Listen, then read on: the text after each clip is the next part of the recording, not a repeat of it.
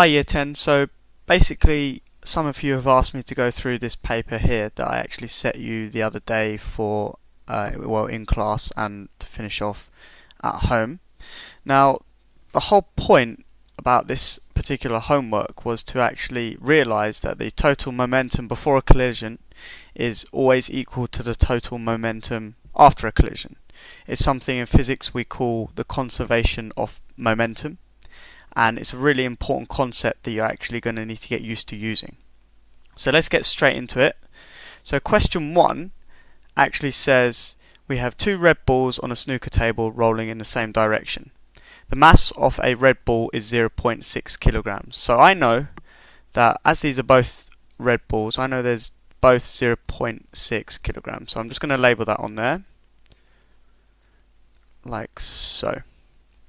So part A says ball A is travelling at a speed 12 meters per second. So I'll put that one on there as well.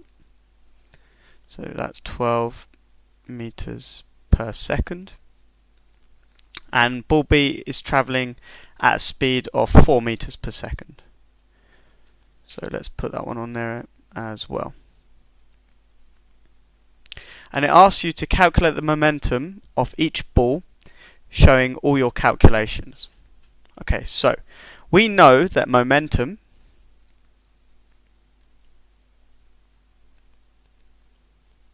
is equal to the mass of an object times by its velocity.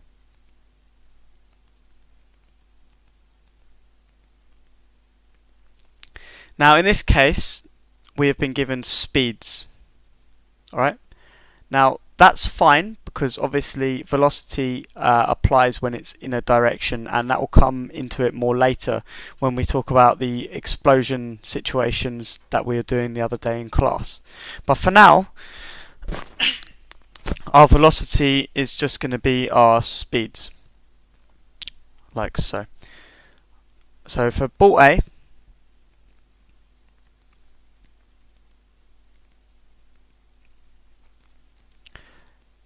momentum is going to be 12 times 0.6, and that will simply give us 7.2, and the units for momentum are kilograms meters per second. Ball B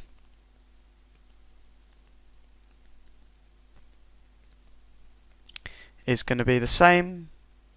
It's just going to be, in this case, 4 meters per second times by 0.6, and that will equal 4 times, let's type that into the calculator quickly, 2.4 kilogram meters per second. Okay, so that's the first one done. So here we've calculated the momentum of A and the momentum of B. So question, or part B, says how long will it take ball A to hit ball B if the distance between them in the diagram is 50 centimeters? Now in this case we have obviously got the situation where they're both moving in the same direction. Now this is a relative speed problem. I know that if A is moving towards B at a speed 12 meters per second and B is moving away from A at a speed of 4 meters per second, the relative velocity that A is going to catch up B with is simply going to be 12 minus 4. Okay, and that will give us 8 meters per second. So the speed with which A will catch up B is 8 meters per second. And it says how long will it take ball A to hit ball B if the distance between them is 50 centimeters? Well, I simply do my equation. Speed is distance divided by time. I rearrange that, so I move the t up to here, the s down, so I simply have my time is going to be the distance, which is 50 centimeters, or or 0.5 meters divided by this 8 meters per second here. And that will simply give us our speed. Now I'll just type them into a calculator and you'll get 0.06625.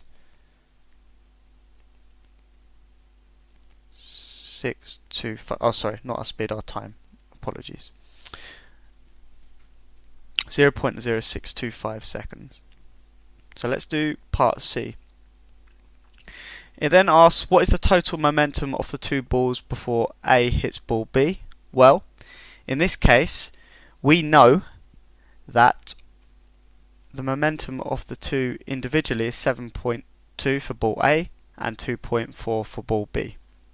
So I'm just going to simply add those together. So we have 7.2 kilogram meters per second plus 2.4 kilogram meters per second, and that will simply give me 9.6 kilogram meters per second, which is our total momentum of the two balls before A actually hits B. Okay, so it then says explain what happens when ball A hits ball B. So as you can see, if you go up here, they are both the same mass. The only difference is the velocity they're moving at. So actually, for this one, due to the rules of conservation of momentum, when ball A hits ball B, the momentum will actually be transferred from A to ball B. So before, the momentum of A was 7.2. Now the momentum of B, so ball B will have a momentum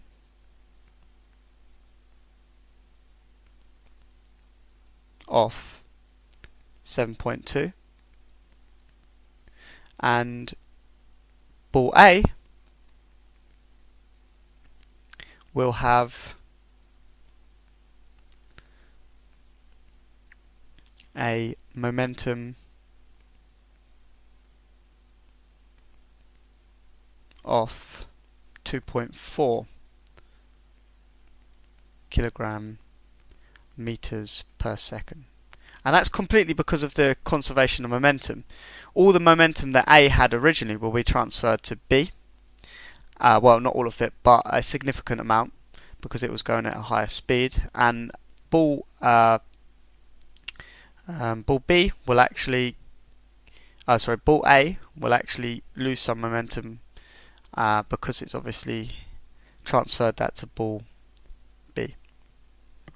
Okay, so it says here, what will the velocity for ball A and ball B be after the impact? Well, simply, because of that transfer of momentum here, ball A will go down to 4 meters per second.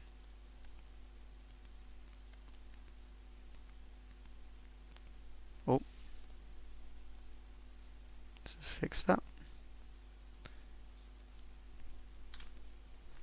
4 meters per second, and ball B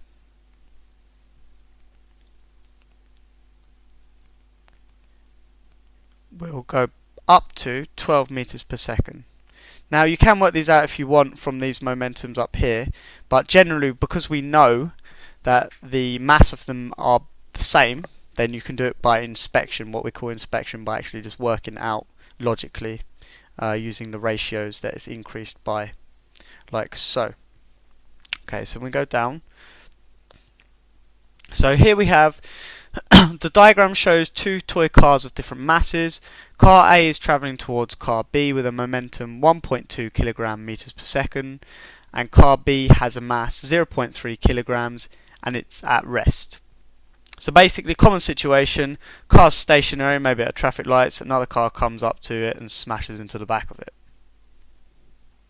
So then it says car B has a bit of blue tack stuck or sticky tack, maybe blue tack's not so strong, and so they stick together after the collision.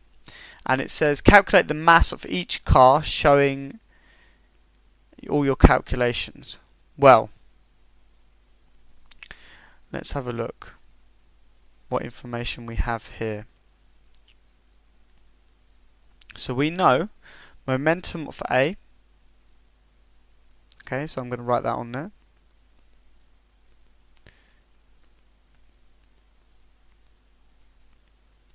I know B is 0.3 kilograms.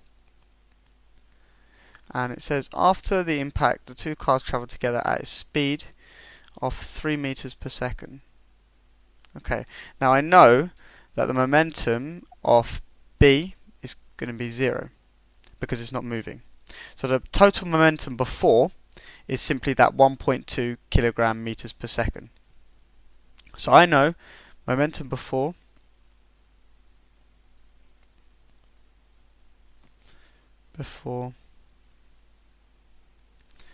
is 1.2, and my momentum after also he has to equal 1.2 because of the conservation of momentum. So therefore the 1.2 will equal the mass of both the cars together. So mass of both multiplied by the speed together that they move is 3 meters per second. Now I rearrange that to find the mass, so I take the 3 under there, so it's 1.2 divided by 3, and so the mass of both will simply be 1.2 divided by 3 is 0.4.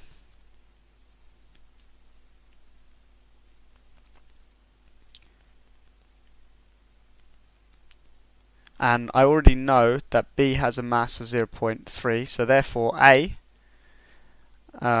must be 0.1 kilograms, because taking it away from here is 0.4 minus 0.3, you get 0.1 kilograms there. Then it says, explain how the velocity of the two cars moving together has changed as a result of the collision.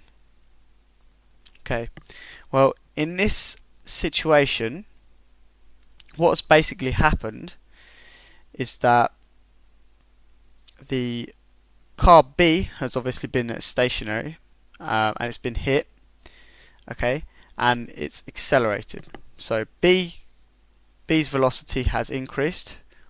So B velocity has increased. And as always, because A has transferred some of its momentum to B, A's velocity has decreased.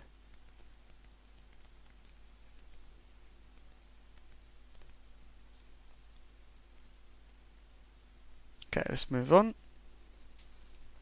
Let's quickly do question 3. So first of all, for question 3, we got some information about these two cars. The one on the left has a mass 0.2. The one on the right will have a mass which we don't know yet, so I can't fill that in.